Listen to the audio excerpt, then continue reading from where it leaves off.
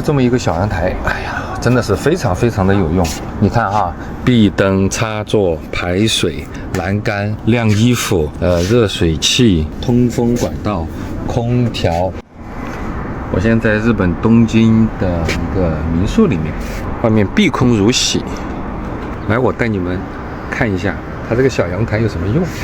上次在马来西亚就发过一个小阳台，这个小阳台我觉得超级有用。先从这边看起吧，这是一个壁灯，然后这是屋面的雨水管，可以从这儿直接明装到下面。啊，这个栏杆，这里有个钩。那边也有个钩，从这儿搭一根杆过去，可以挂衣服。这是一个室外插座，防水的。这也是个室外插座，防水的。然后这里是个透气的，这一共有3个室外插座。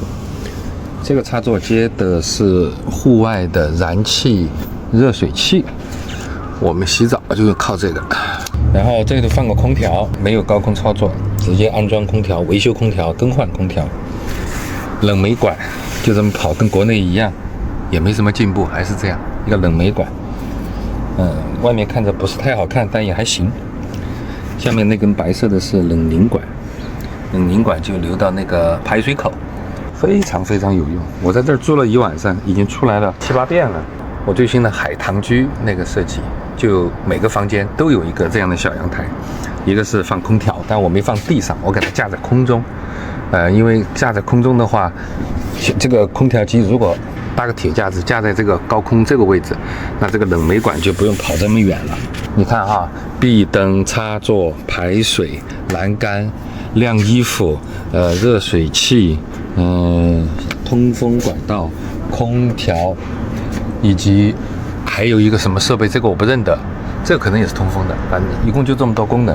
它其实已经遮挡了大量的不那么好看的设备，便于检修，相当于一个设备阳台。我觉得这个设计是非常好的，反而是在卧室里面给它做一个凸窗没有用。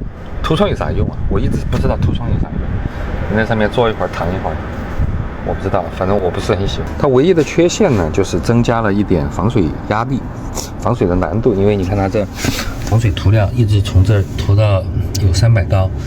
然后这个矮的女儿墙的顶都是金属的，你看两面都做了滴水，看它外面这一面也做了滴水，然后这个雨水在这个顶面就不会停留，它本身是放坡的，有一个缓坡，朝内也好朝外也好都行，大概率还有人搞装修啊，大概率是朝内，反正国内都是朝内，这个坡是朝内坡的，水流到这里，然后它两端都有下水口，这是一个下水口，然后那头还有一个下水口，就这个下水口。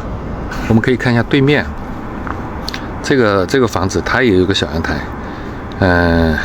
里面上面是晒衣服的。我们这个小阳台也可以晒衣服，堆了一些杂物，你看它不用的什么电风扇啊、洗衣机啊、热水器啊，好多设计都有这样的小阳台。你这个下面这一户也有，隆重推荐给做住宅的设计师。我这楼下也有，一样的，楼下也是一样的。